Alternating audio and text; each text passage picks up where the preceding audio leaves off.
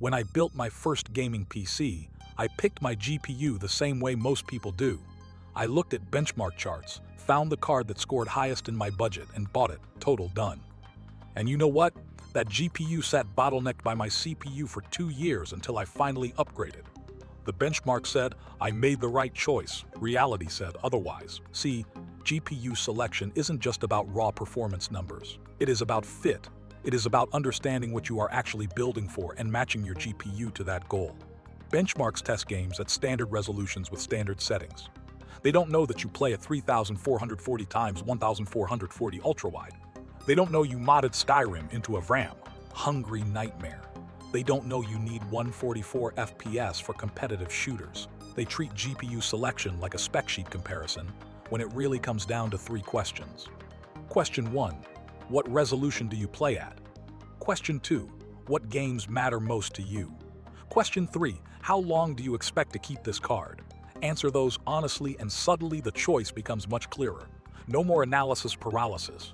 No more buyer's remorse. Here is the first and most important decision you need to make.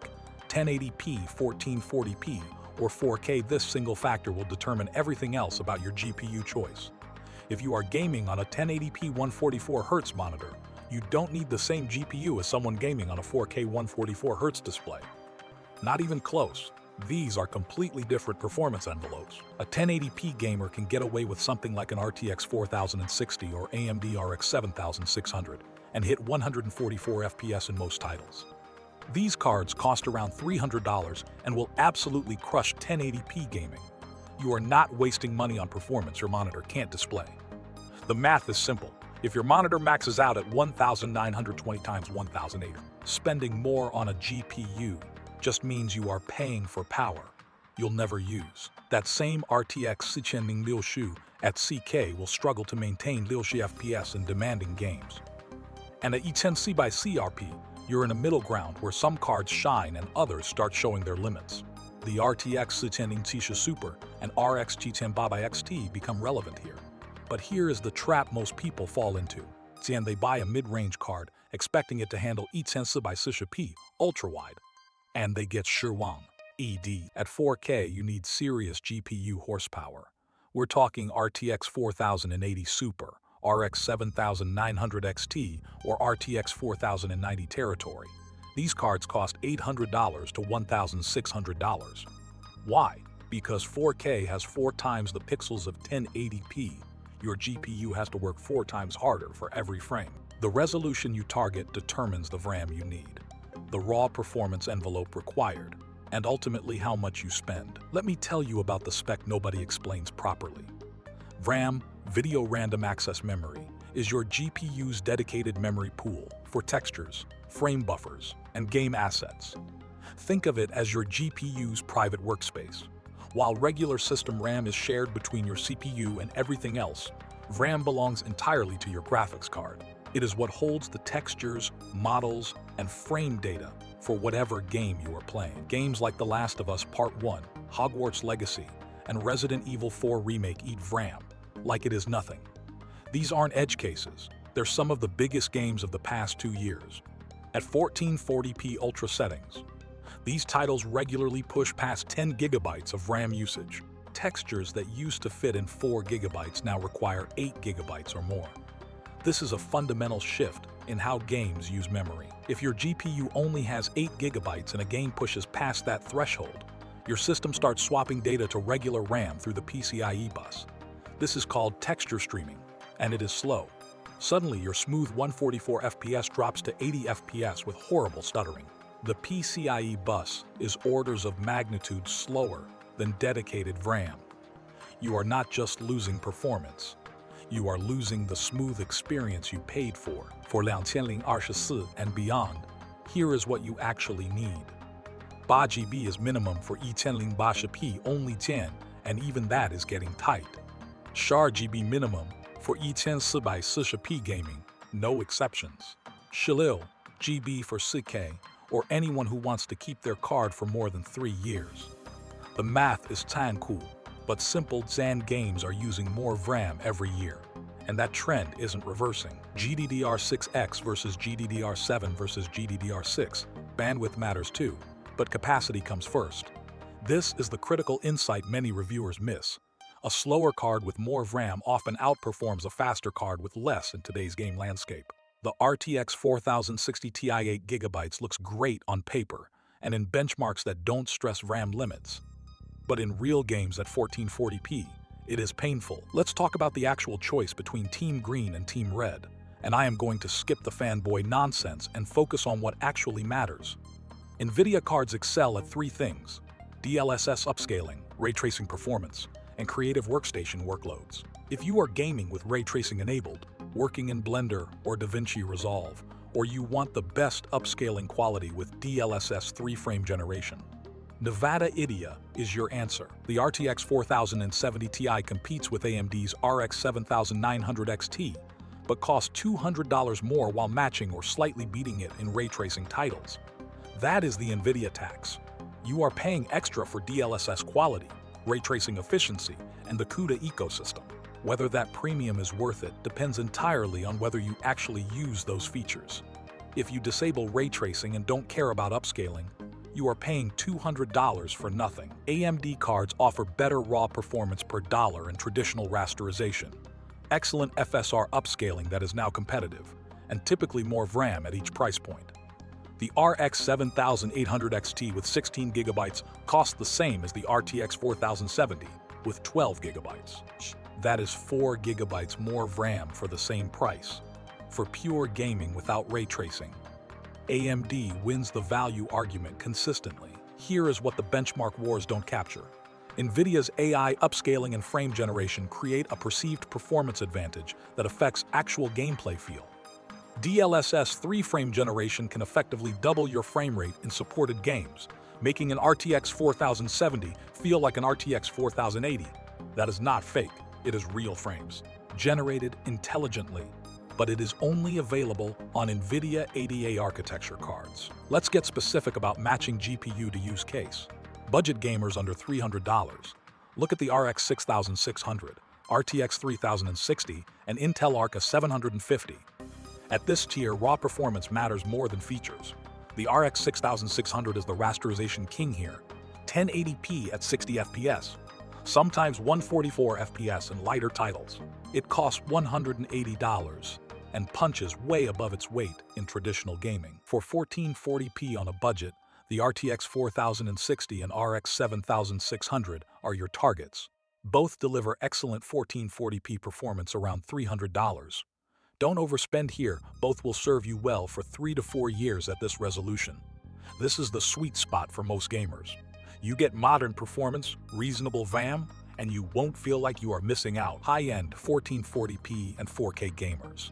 This is where the RTX 4070 Ti Super and RX 7900 XT enter the conversation.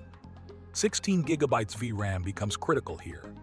The $550 -600 sweet spot for 1440p high refresh is the RTX 4070 Super with 12GB.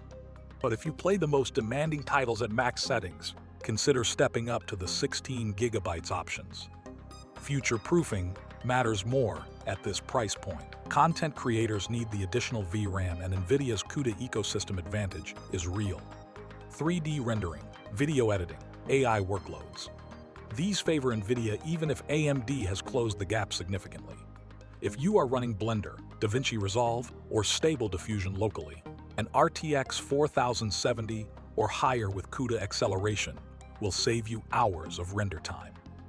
That is time worth hundreds of dollars. Don't buy an enthusiast card for esports and competitive gaming. A $300 RTX 4060 will run Counter-Strike 2 at 300 FPS just as well as a $1,200 RTX 4090. The extra frames are meaningless when your monitor only shows 240 Hz. Competitive gaming is about latency and consistency, not raw power. Save your money and put it toward a better monitor or mouse instead. Here is where most people get burned. They buy a powerful GPU, put it in their case, and wonder why it is throttling to 80% performance. Thermal constraints kill GPU performance just like they kill CPU performance. A 450 WTDP card like the RTX 4090 needs serious airflow. Not just a case with fans, serious directional airflow with positive case pressure and quality intake cooling. Check your case dimensions before you buy. The RTX 4090 is often over 12 inches long. Some ITX cases only fit cards up to 10 inches. Measure before you buy. I've seen people buy premium cards only to discover they don't fit their beloved small form factor case. That is a $1,200 mistake that an hour of measuring would have prevented. Power supply requirements matter enormously. RTX 4070 and below typically need a quality 650W PSU. RTX 4080 and above often require 750W, 850W. Don't cheap out here. Unstable power delivery causes crashes, artifacts, and premature GPU death. A good 750W80 plus gold-rated PSU costs $100. Is that worth risking a $1,200 GPU? I don't think so. Everyone wants to future-proof. But here is the truth. You can't perfectly. Technology moves too fast, but you can make educated decisions that extend relevance. More RAM extends relevant lifespan. A 12GB or 16GB GPU will remain capable longer than an 8GB model as game requirements increase. The RTX 2080 Ti had 11GB and still plays modern games acceptably at 1440p. The RTX 2070 with 8GB struggles in ways the 2080 Ti doesn't. Architecture matters less than people think for pure gaming. RTX 30 series cards are still very capable in 2024. The performance gap between generations is real but smaller than marketing suggests. An RTX 3070 still competes with an RTX 4070 in most scenarios. Don't chase the newest architecture unless you are selling your old card anyway. The 40 series delivers real improvements, but not enough to justify upgrading from a recent 30 series. Ray tracing is becoming standard, not optional. If you want your GPU to remain relevant in 4 to 5 years, you need ray tracing capability. This wasn't true in 2020, it is true in 2024. Games like Cyberpunk with full ray tracing settings demand dedicated ray tracing hardware that older cards lack. The visual fidelity gap will only widen. Older cards will look increasingly dated as new games embrace path tracing. Let's put this together into a practical buying checklist. Step 1. Define your target resolution and refresh rate first. Step 2. Match RAM to that resolution. 8GB minimum for 1080p, 12GB minimum for 1440p, 16GB for 4K. Step 3. Decide if ray tracing matters to you. If yes, lean NVIDIA. If you primarily play older titles or competitive games, AMD offers better rasterization value. 2 more critical checks. Check your case dimensions and power supply before buying. And don't buy more GPU than your other components can feed. An RTX 4090 with a Core i7 R is a waste of money, Zan. That CPU will bottleneck you out of most of that GPU's potential. Your CPU and GPU need to work together. Balance is everything. Finally, check actual review benchmarks in the games you play, not synthetic benchmarks. So let's recap. Resolution first. Know your target. RAM second. Don't skimp below those minimums. Ray tracing third. Honest assessment of what you actually play. Power and thermal fourth. Make sure your case and PSU can handle your choice. And use case fifth. Competitive gamers. Don't buy workstation cards. Content creators. Don't buy gaming cards. The GPU market is complex, but it isn't complicated. Watch more of our hardware explainers to understand all the pieces that make a great PC build. And if you found this helpful, share it with someone building their next system. Thank you for watching. Please like, subscribe, and share this video. See you in the next one.